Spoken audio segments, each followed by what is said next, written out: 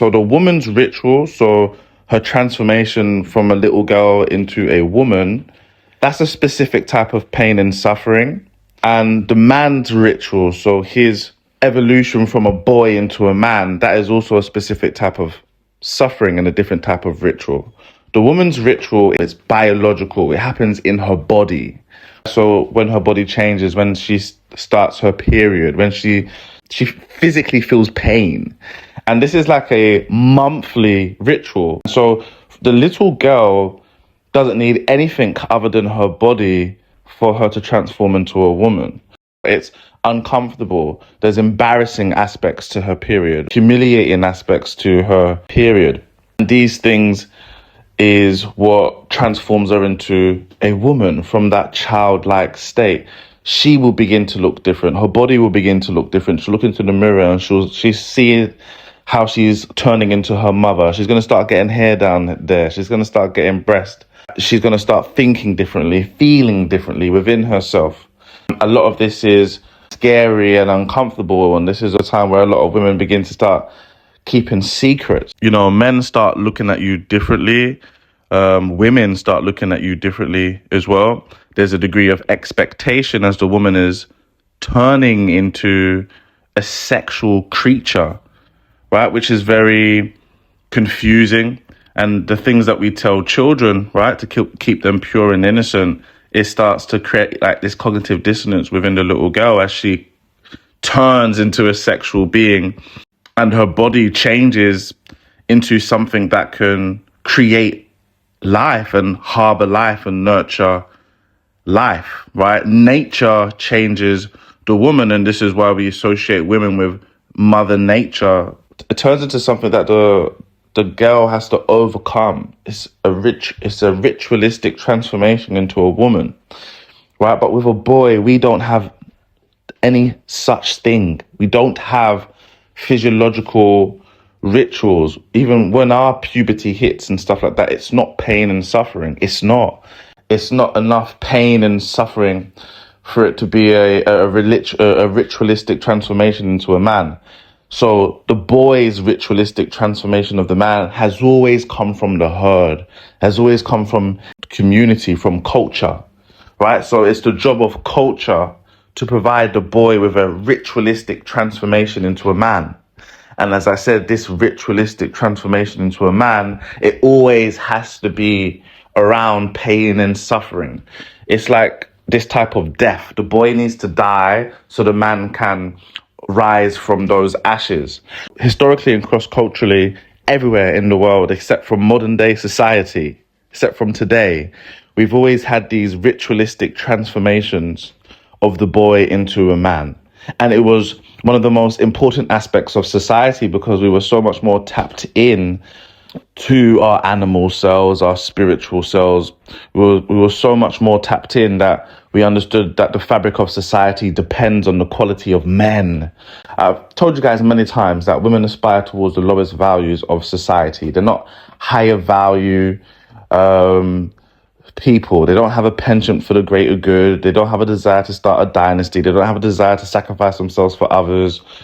The women are like children from a herd society perspective. They are things that we protect, things that we provide for, just like with children, right? So they have a different role, right? And then we have the mother, yes, and as I said this many times before, that the mother is the most masculine expression of the woman, right? Because a good mother is disciplined, is structured, she forgoes pleasure and sin, she's duty bound, she's responsible, she's accountable, right?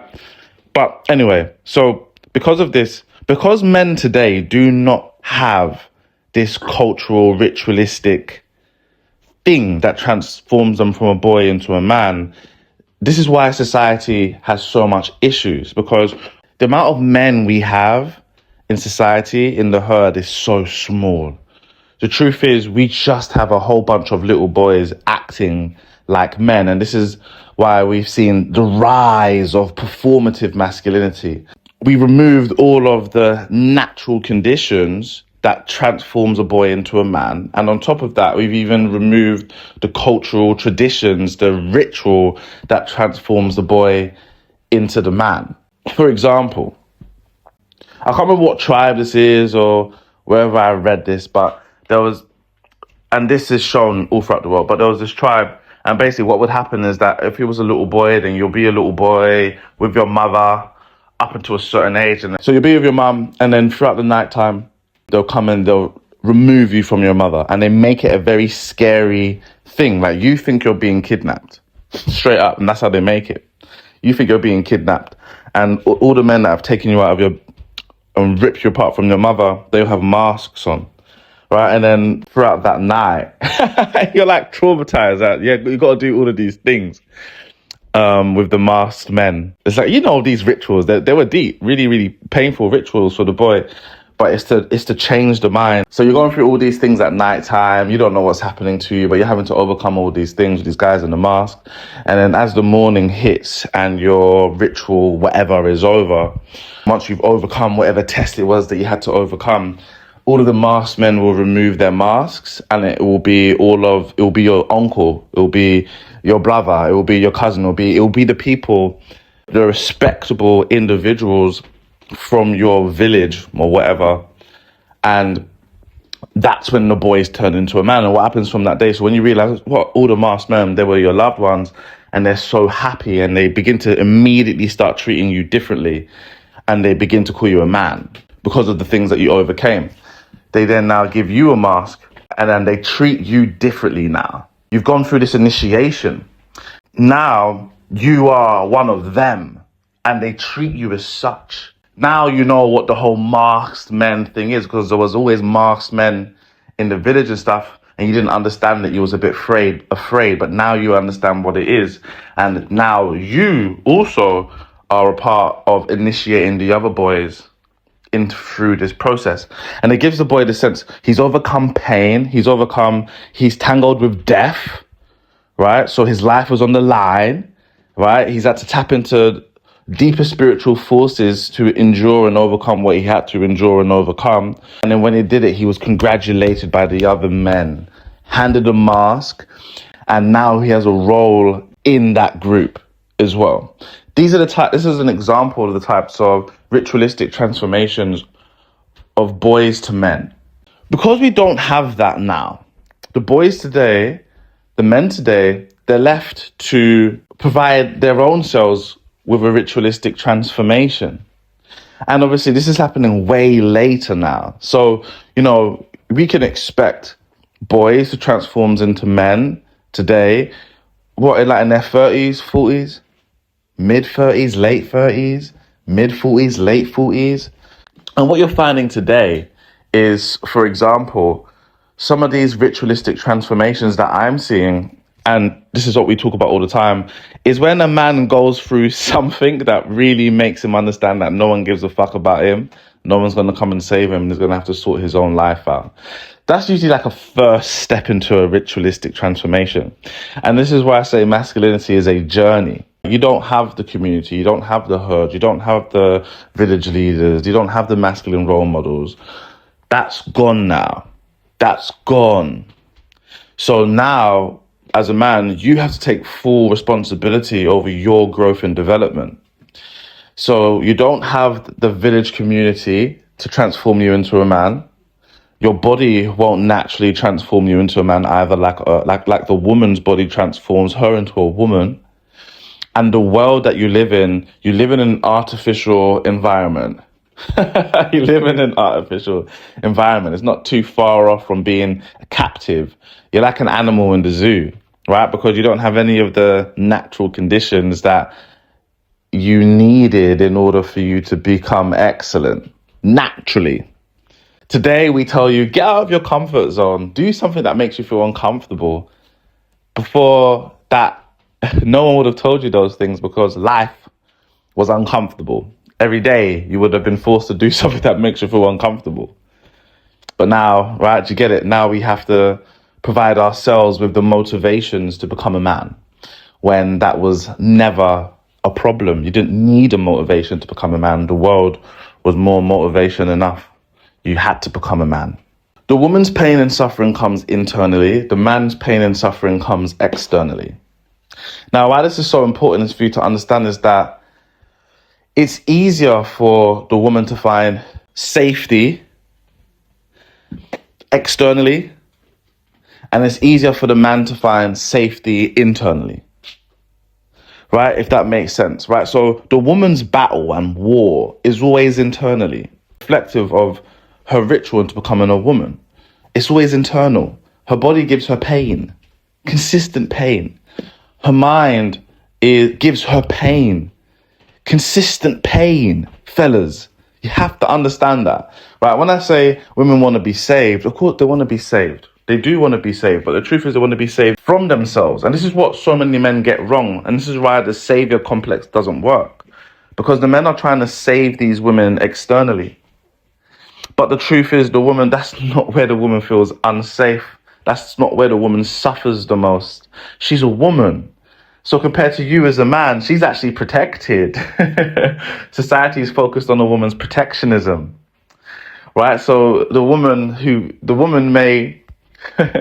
she so obviously wants to be saved, but it's not externally. She wants to be saved internally. She wants to be saved from herself, from the pain and suffering she gives herself. As a man, it's so easy for you to make your body is your friend. Your body is your friend. As a man, like me, I've literally not been to the hospital in years. Most men can go their whole lives without ever going to the hospital. Never going for a checkup. Never. I've been doing my Kegels. I've been eating well. I'm never going to even have to go for that prostate exam. I do my Kegels. I eat well. I got some strong muscle down there. I'm never going to have to go and get that checkup. God willing. God willing. But with the woman's body, it's a matrix of pain. Like it really, really is. Her periods, her cramping, childbirth, fellas. How serious childbirth is? Miscarriages? Got a miscarriage, you still got to push it out? It's a vehicle of pain. The psychology is not that different either because of the woman's role, because the woman's had to specialize in certain areas, because the woman's not strong. She's not strong mentally, emotionally, physically. She's an accumulation of pain. The woman's body goes against her. It really does. Most women do not like their bodies at all. And this is the reason why they mistreat their bodies. This is why so much women are overweight and stuff like that. They don't like their body. Their body is just a vehicle of pain. Their mind is a vehicle of pain. She suffers internally.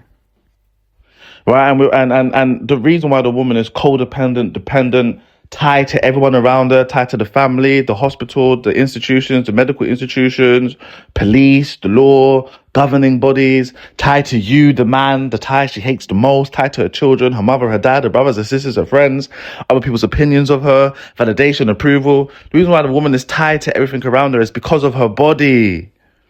And she subconsciously and unconsciously blames her body for all of her misery. Us men, we are completely different. Our bodies is our friend. Our bodies is the best thing we have. It makes us strong. We're strong. I told you guys, I'm half Nigerian, I'm half Dominican. I'm a fucking athlete. I'm a natural athlete. And I've always been. I'm a natural athlete. Right? I've got testosterone, I've got androgen, so I've got things that make me feel good, things that make me assert myself into the world. Right? I've got muscle on my back. Do you know how many times I've been jumped? You know, if I put myself into a defensive curl, so I've got my face, I've got all my soft spots hidden, right? And the only thing that I've got is my back, and and I'm getting jumped, and you're getting at the back. It's armor. I'm not feeling anything that you're doing back there. I'll feel it the next day, but I'm not feeling anything in the moment. Our bodies is the reason why we are independent as men. Why we have the ability to be independent. Because of our bodies, we're not tied to anything. We don't bleed. We don't give birth. We can't get pregnant. Right? And then this also means that we avoid all of the autoimmune issues, all of the medical issues that the woman has. If you're a guy, you look after yourself and stuff like that, your body never gives you discomfort. My body doesn't give me discomfort.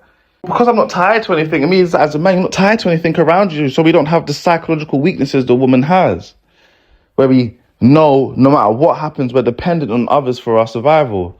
That's not true for a man. We want to be a part of something. We want to be attached to people. We want to be a part of something meaningful. We want ties, but our survival isn't dependent on that. We can make ourselves very independent.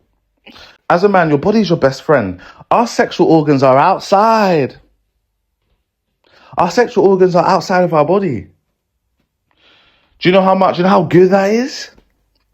The woman's sexual organs are inside of her body. Right? So even when we have sex, there's no pain. Right? So because of our bodies, when we have sex, it's all reward. There's no risk.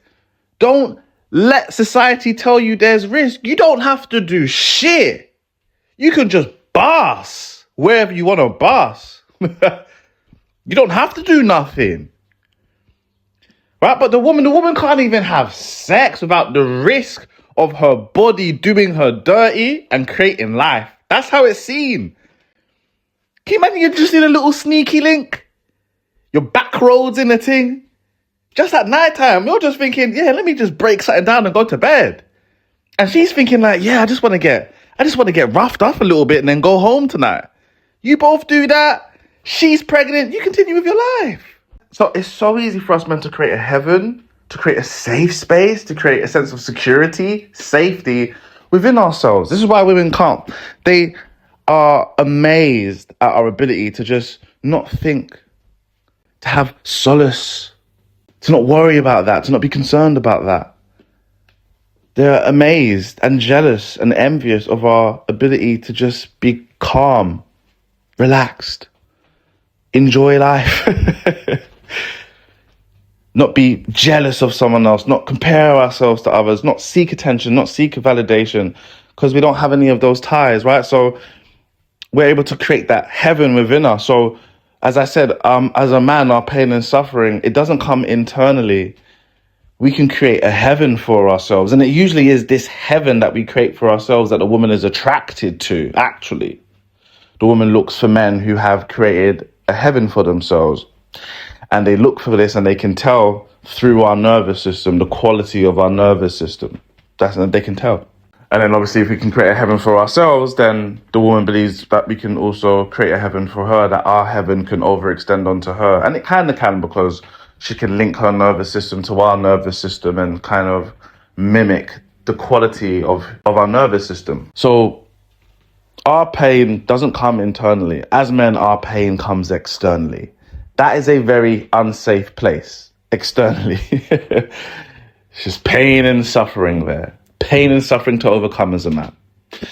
The woman doesn't have that externally, right? The woman doesn't have that pain and stuff externally. That's not a place of overcoming pain and suffering for the woman. This is the reason why she's not accountable, doesn't have integrity, doesn't have dignity, doesn't have a code of conduct, doesn't have higher values, doesn't have principles. That's why she's like that, right? Because external, it's not a place of overcoming. Internally is a place of overcoming for the woman, and most women never do. That's where their pain and suffering comes from. So at what age does society decide that the boy, worthy of love, care and protection, is now a man and no longer deserving of any? And that was probably the quote that changed everything for me. When I thought about a girl struggling and I thought about a woman struggling, there wasn't a shift in my compassion.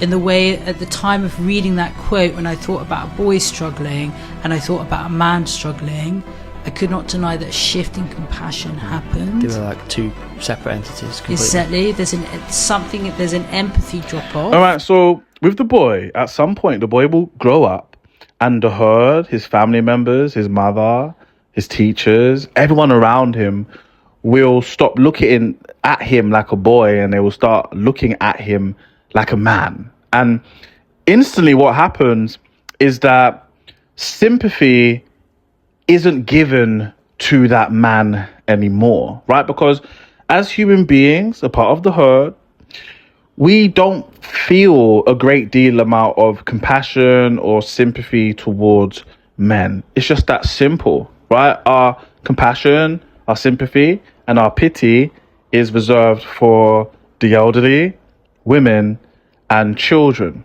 And think about what I just said there, women, elderly, and children. All three qualify as cute.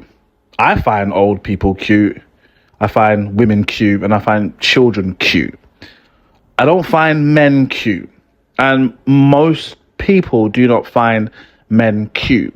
Cuteness acts as a stimuli that triggers a desire for us to protect it, to shelter it, to cherish it, to smile at it. It arouses us in a specific type of way, and it gets us to do specific human behaviors towards it. When the boy transforms from the boy into the man, not a ritualistic transformation, just age, right? When he starts getting some hairs on his chin, he goes through those awkward developmental stages. Not even a man, just like even a teenager. Not even a man, a teenager, right? When he starts going through those awkward developmental changes, puberty and stuff like that, everyone starts to view him differently. And this is the reason, this leads me on to our next point. Sympathy is poison to the boy. I'll say that again. Sympathy is poison to the boy. Everything women and a mother does to a boy, it's like poison. One thing that I say all the time to my baby mothers is that sympathy is the worst thing you can give to a boy. It's like a virus. It does something to a young boy's mind. It reprints his mind. It restructures his mind. This is how women actually feminize boys. It's with sympathy. And the way you see it, it seems so insidious. It seems so evil, but there is an evil intent behind it. How it looks like is your boy will experience something. He will feel no ways about it, right? And a mother or a woman will interject and teach him that he should feel sad about what's just transpired. They basically teach boys to be weak. This is what mothers and women do to children. It's the same thing that they will do to you as a man, where they'll be attracted to your independence, right? And then when they're with you, they try to make you weak. They try to create an insecurity within you so you become dependent on them. This is like literally what women do. So, you would think you'll be tasked with trying to make a boy. To a man, our psychology is, let's make this boy strong so he can go out there, become independent, fend for himself, go and assert himself into this world and be able to defend himself in this world, not be exploited, become a good leader one day, right? But a woman's psychology, it's not like that. It's not. Now, not all women are like that, but a good mother has to go against this natural desire to weaken her children, to weaken the individuals around her. Women are really invested in the weakening of the people around her. I told you guys, this is what equality is. This is the psychology of equality when women are talking about equality. I think it's just equality in general, right? Where it's this, no. It's this destruction of the strong or individuals with the potentiality to be strong. It's the destruction of them. It's like, I want everyone around me to be as weak as me. It makes, right? That makes me feel strong. And it also gives me a sense of control, influence, and manipulation over other weak people, right? So you see this with women. So not only are boys not given a ritual, nothing is instilled into the boy. So the boy isn't given any tools that he can go and become a man. Right, but actually, his raising, it is pushing him so far away from this. It's making him into a weak boy, right? And then what happens is, because his mother set him up with these structures, he becomes a coward, right? Because the mother set up these structures in his mind that stops him from going down a masculine path. This is why it's so important as a father. At some point, once your boy has gotten the sustenance he needs from his mother, at some point, you've got to rip your little boy away from his mum. This is the job of a father, by the way. Like, I mean, I've read this in so many different ways. That's the job of the father, right? You're like, all right, cool. You rip it apart because you'll see that because the mother really wants to indulge in her son. You know, the same thing a woman has a desire, the same desire a woman has to hunt you as a man, right? Like, kind of like get you to open up, weaken you, instill weakening things, create insecurities, create dependencies in you. That's what they do with their children, brothers. They do it with their kids. And what they also do with their kids as well is when they've made you into a weak person that they don't recognize anymore and realize, wait, hold on, you're supposed to be a man. They switch up on you. Mothers do this with their boys. They switch up on their boys. It's women who raise exactly the types of men women don't like. Straight up. Women, single mothers without that father who says no, who rips apart the boy from the mother. Literally, get off her titty them. Get off her titty them. That's not yours, it's mine. Listen, little Pitney, I've given you a year and a half. I let you share these titties with me for a year and a half. I get off them now. It's time for you to go down another path. You got to do it for the boy and for the mother, because if you don't do it, then the boy will overindulge in his mother, become weak, pathetic, sassy, feminine, gay. Start talking like a... Because women lack empathy, right? So women are creatures of sympathy. They feel sympathy for themselves, compassion for themselves, pity for themselves, right? And then when they can see themselves in you, in another person, so their children or other women, then they project the sympathy, compassion, and pity they have for themselves onto that person. But they're not creatures of empathy, right? And because of this, women, mothers, raise their children as a form of projection. So because the woman, the mother, has her views on men that she's been dealing with, a negativity bias, a false understanding of men, right? She raises her son basically to be the opposite of the masculinity she doesn't understand. She doesn't understand masculinity. I did a video before showing that what women actually think is toxic masculinity, it's not. It's actually toxic femininity. Right? So if you give a woman a placebo, making her believe that she's just taking testosterone, she begins to act like a prick. Because she thinks she's acting more of a man, but she's not. She's just acting like an extreme negative feminine version of herself, right? Masculinity is a martial art you dedicate your life to. Women don't have access to it. So don't listen to women when they're talking about, I'm in my masculine. You're not. You're just in your annoying, bitchy feminine, selfish feminine. That's it. But anyway, the woman raised her children as a form of projection.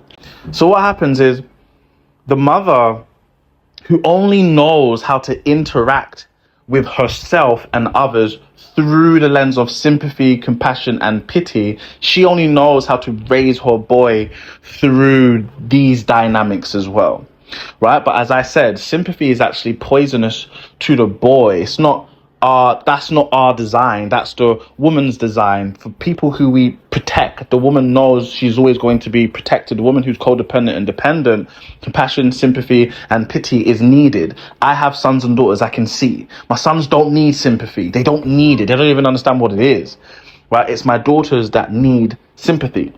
And they actually need it. They need this extra degree of compassion and consideration. You can tell in their psychology they need it. But to the boy, it actually destroys his psychology. And this is what turns him into a girl. All of the years a mother raises her son, it's a waste of time. Because she only raises him through the dynamics of pity, compassion, and sympathy. Right, and she teaches him to view himself through this lens, almost like he's a girl as well, right? But what's so bad about this is that In order to view yourself through a sympathetic lens, it will only work if the herd, if everybody else also views you through that sympathetic lens. So what happens is, the reason why the boy 9 times out of 10 has to die, right, is because everything his mother did, it is not useful. It's actually weakening. The mother sets him up on a feminine path, right? And then he's going to wake up one day, the mother herself and everyone around him will no longer view him through that sympathetic lens. So what happens is the boy just remains trapped in his own sympathy and pity that he has for himself. This builds a lot of resentment, and it further stops his ability to develop into a man. There's no ritual and there's no guidance. And on top of no ritual, no guidance, everything that has been instilled into him actually needs to be put into the bin and burned in order for him to interact with the world correctly, in order for him to go down a masculine path. The woman, sympathy and pity for herself is okay because we're all invested in her protectionism. The man is either going to be a leader or someone dangerous.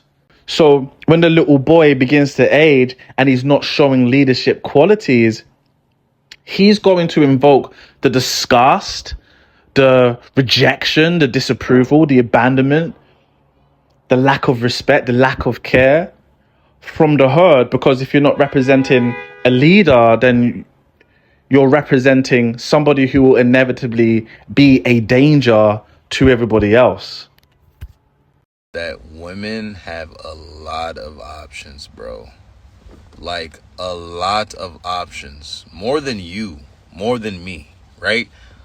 Like, a woman has a lot of avenues they could go. You know what I'm saying? They have all types of dudes in their DMs, all types of dudes out in public trying to get at them if they look good, if they pretty. You know what I'm saying?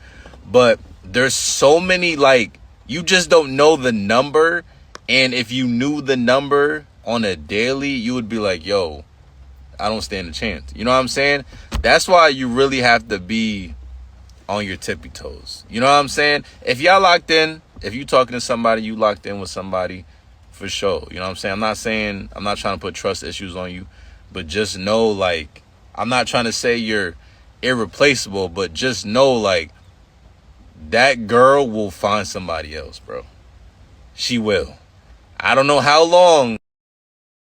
All right, so fellas, I'm wrapping the video up now. And the reason why I showed you this video is because this is a very feminine take. And it's the same feminine takes I've been seeing for the last couple of years. This is the reason why I decided to do my channel. You don't compete where you don't compare. The things women are trying to achieve is different from what the man is trying to achieve. And if you are trying to achieve the things women are trying to achieve, then you have chosen the feminine path. If your reward systems are set up like a woman, then you have chosen a feminine path, or the feminine path has been chosen for you.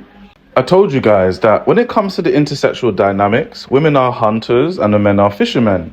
This means that the woman fixates. No, she's sleeping. Yeah. What's wrong? What do you want? She's sleeping. Yeah. What's up? Yeah.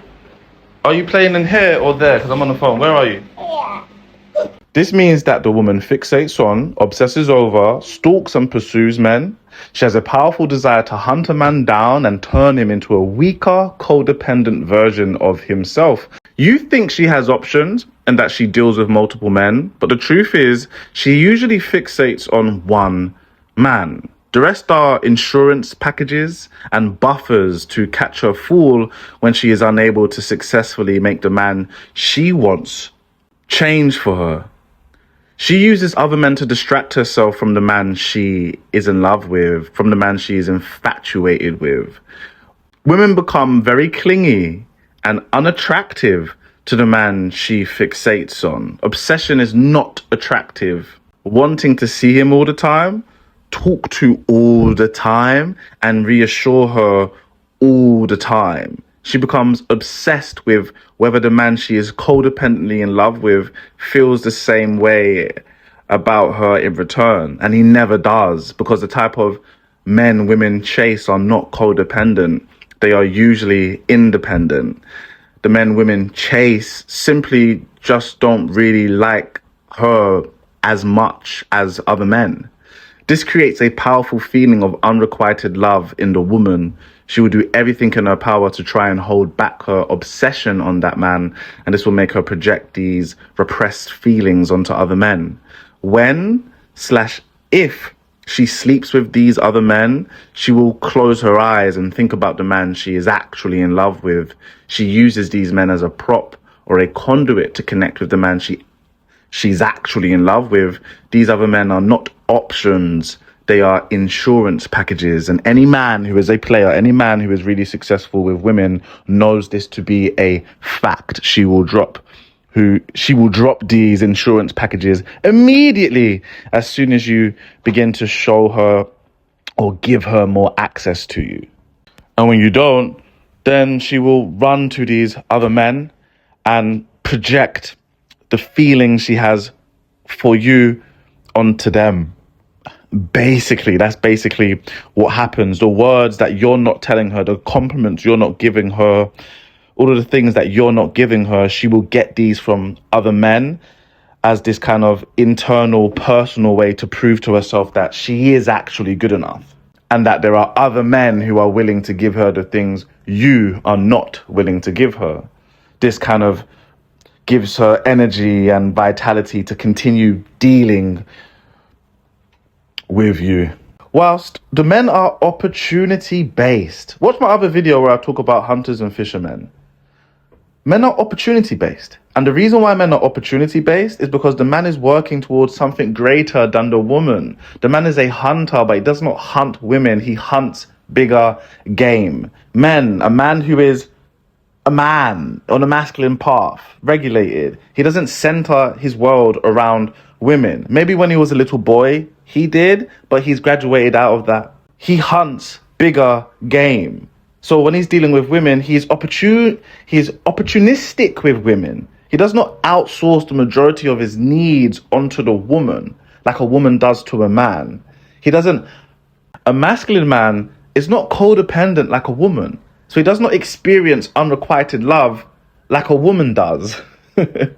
He wants sexual access to women. He does not outsource and emotionally outsource everything onto the woman. All of the things that he can't be bothered to give to himself like a woman does. The man gives things to himself, right? So he has an inner flame. He doesn't outsource things onto other people. That's what codependent, dependent people do, right? And the women are attracted to men who specifically don't outsource things onto other people.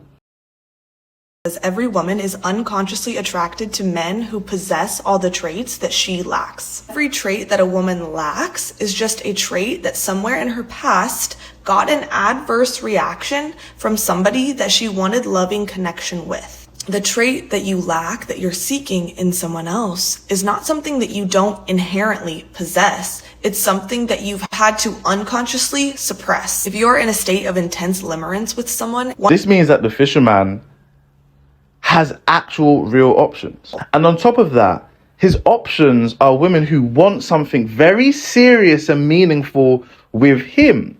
The woman's options are men who are lying, men who are lustful, men who have not had their post-nut clarity yet, men who are low value, men she does not actually want, men who are not good enough for her true fixation. The woman's roster is nothing like the man's roster. The man has a bench of women who can all start.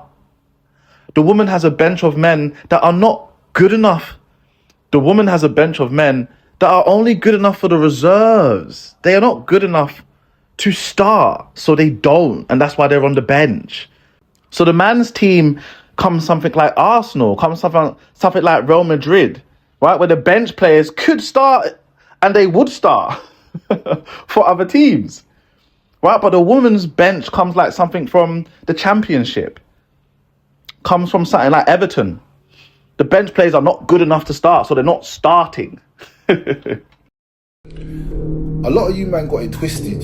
You think every girl's got endless options, but most of them don't. They just got endless attention. Big difference. Yeah, her DMs are full, but 90% of them men are broke, lost, or just thirsty. They offer compliments, not consistency. Validation, not vision. So don't ever think you're competing with hundreds of men. You're not. You're competing with these little boys. When it comes to real men with discipline, purpose, and direction, that list gets very small. That's where the power is. Stop putting her on a pedestal. She ain't drowning in quality options. She's surrounded by noise. Be the man that moves in silence, that's focused, that's unshakable, and watch how quick these options disappear. Remember this, a man of vision will always outshine a man of validation. So stay quiet, stay working, and make her realize you were never one of them. The woman has a roster of men who are only good enough for one thing. Weed man. Man with money. A man who'll take her out on dates. A man who'll tell her nice things. A man who will... who's in love with her, but she doesn't have to have sex with. The man has a roster of women who all offer the same thing, which is what he actually wants. Because what the man wants is realistic, and what the woman wants exists in fantasy and ego. So the man's roster, they're all what he wants. They're all good enough. The man's typical roster. If one drops off, the other can easily be replaced. This is not like the woman's roster at all. She's fixated on one man. That man cannot be replaced. The man may have a main, but that woman can be replaced just as easy. The man's main is whatever woman is making herself as convenient as possible for him. The woman's main is the only decent man she has access to. So as I said, you cannot and should not compete and compare yourself to women. We have complete different lives. What is hard for the man typically is easy for the woman. And what is hard for the woman typically is easy for the man. We have different lives. The man's external world is very difficult. The woman's external world is kind of easy. She's protected. She's given sympathy. She's given a footstool. She's empowered, helped, and supported by all institutions in society. She doesn't even need to learn how to fight. She doesn't need to learn courage, bravery, resilience, accountability, higher values, dignity, integrity. She can cry and get away with things, make false accusations, and we can't even be bothered to punish her for it. What she does is meaningless in many ways. And that's why we are so comfortable feeding her with delusions and entitlements, just keeping her busy whilst all of the meaningful, real things is being done. Most women leave their careers anyway if they're able to find the man they are looking for and have a family. Most women work so that they don't have to rely on a man. Think about how much of a lower value that is. A masculine man works to provide and protect the people he loves. We're playing a different game. The men who play the same game as women fail. This is why it's so important to be masculine and go on the masculine path. Because you can't, if you are actually competing with women, so you're comparing yourself with a woman, you're always going to lose. You can't play the woman's game. You got to play the man's game, which is completely different from the woman. You shouldn't be able to compare any of the things you guys are doing in this life. That's the only way a man has leverage. When a man is masculine. Do you know how insecure it makes you feel, right? Because what these women do is they get over this young. Maybe when a woman is young, she believes she has all of these options. What happens is she starts exploring these options. And every single time she's smashed and dashed, do you know how much this affects her? Women do not truly believe they have options. They flaunt it in front of you, weak men, lower rank men who can believe these things. These men who envy the woman, wants to be like a woman. They flaunt it in front of you, but the truth is they don't have any options. They've been mugged off every single time they've pursued something. Right? Do you actually understand how strong post-nut clarity is? These women are hunted down quickly for the pumps and then switched up on.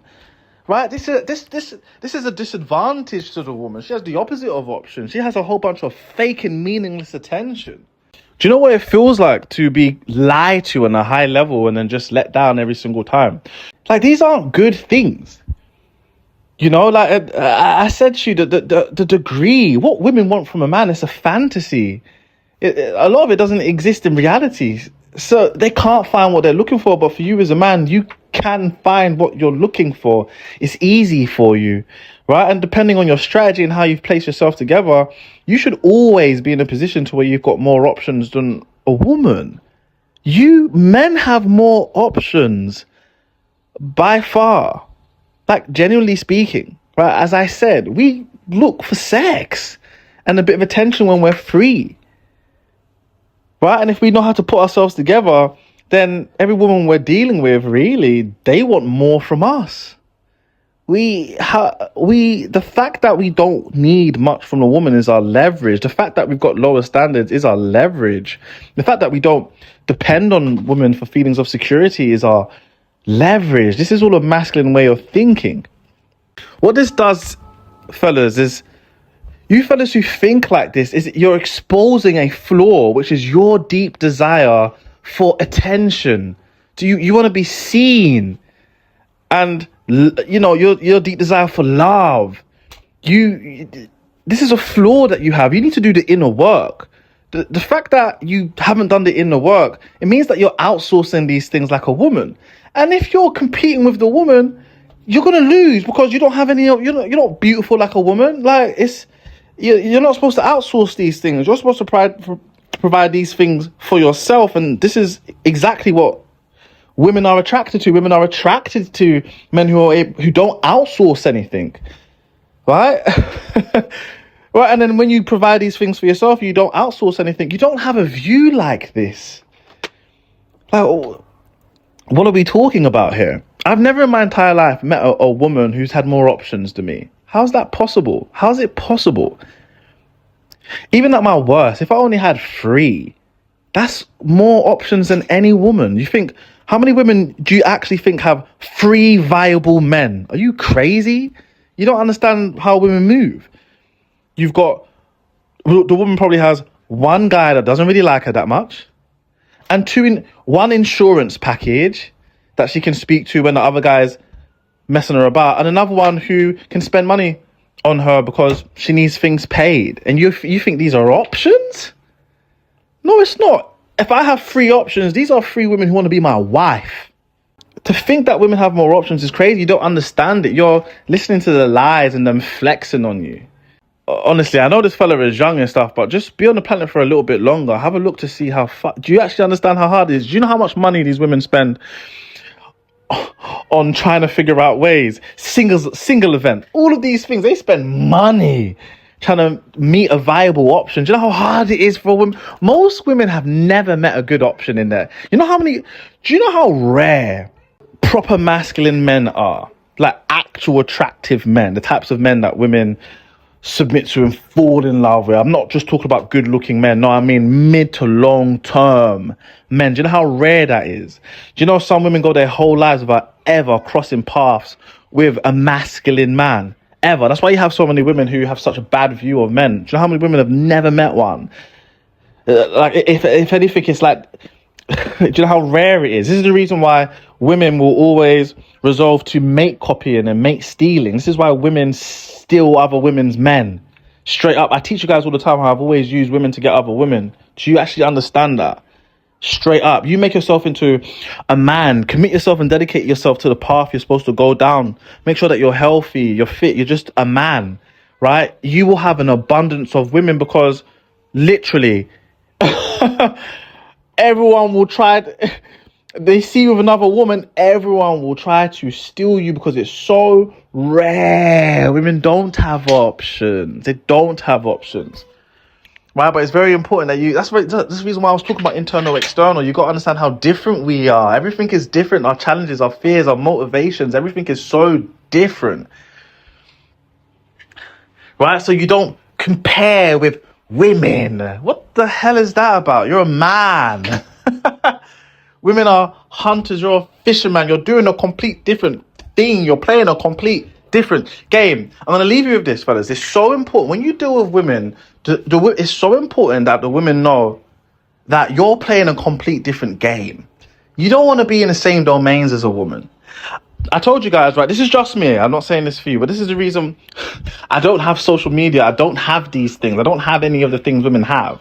I've got social media for my business page while I'm just chatting shit on there. It's supposed to be about bloody dating stuff, but recently I just post fights because I'm an idiot. You don't want to you don't compare in any domains. You're playing a complete different game with each other. Right, this is what I was telling you as well about that whole concept of a man loves one way. Yeah, every woman knows that. I say that all the time. I tell women all the time, I don't care if women love me. I don't care if you love me. As long as I like you, as long as I love you, that's all I care about. I just need you to follow the rules. Do you know how much that bamboozles women when they realize that I'm being serious? Do you actually understand what I do to their psychology? They'll do everything in their power to prove to me that their love is of worth. Right, and they don't know what to do with me because they can't see themselves in me. We're not competing in the same domains. I'll deal with a woman who's paying. I only deal with beautiful women, by the way. Just because I'm telling you guys, I'm just saying, like, just when I say that a real man deals with 4, 5, 6, 7s, 8, 9s, and 10s. Yeah, I like 4s. I just have access to the 8, 9s, and 10s. So why would I not be dealing with them? But if I didn't have them, I'll fall in love with a 4 out of 10. Take it to the gym, right? But even with stuff like that, like when I deal with women, you guys will go on like, oh, I'm so picky. I'm not like that because I'm 20 steps ahead of the game. I'm not picky. I'll let a woman know that. All you need to have is a big back and follow the rules. I like juicy bums with hip to waist ratio. Right, and it's funny as well because I always deal with women with beautiful faces. But I'll tell them like, I still would have chose you if your face was a bit ugly. They're like, what? And I'm like, yeah, I'm a body guy. Like, what am I going to do at your face? Just stare at it? What am I going to do with your face? It's ego-driven. Just so I can go around and show the world this woman with this pretty face. I can't do nothing with that face. Sexually, I can look at it whilst I'm slamming out. Do you know what I can do with a body? Do you know what I can do with cheeks, thickums, hips, tits? Do you know what I can do with these things? Right, so women, no, I'm not picky. They're like, rah, so any girl with like a big bum and a body like mine and a woman who like kind of does what you say, like, that's what you'll go for. And I'll be like, kind of, yeah, pretty much. And whoever I like the most wins. Stop competing and comparing with women, bro. You should not be in any of the same domains. I don't operate in any of the same domains women operate in. Right, I told you guys as well, even like texting. Women text. I don't text. I don't do anything women are doing. Because I'm not competing with them. I'm doing a different game. These women are trying to hunt the best men they can. I'm dashing a net over a sample of fish. I'm catching you all and I'll go through there. I'm catching you all. You're all relatively the same to me, innit? Whoever wins, wins. The woman's looking for the perfect person to find so they can settle down. Not me. I'm doing what I'm doing. And I'm going to settle down when my back starts to hurt. And I've done the stuff that I need to go and do. I've got a mission and a quest in life. I've got a higher calling. When I've got to a certain point there, I'm going to settle down with who's around me. Like, you guys understand what I'm saying, yeah? Love you guys so much. I'll see you guys on the next one. Anyone who I've not gotten through to for the one-on-one coaching, I'm making my way through to you guys. Please continue to remain patient. You know, I've got a lot of stuff in the work as well. Honestly, I've got a lot of stuff coming. I've got the Patreon coming. All types of collaborations. There's a lot of stuff happening behind the scenes. And I love you guys so much. I wouldn't be able to do this or be here without you guys. You guys who can appreciate what I do, see the value in what I do. I love you guys so much. I don't think you actually quite understand. Thank you guys. Thank you guys so much.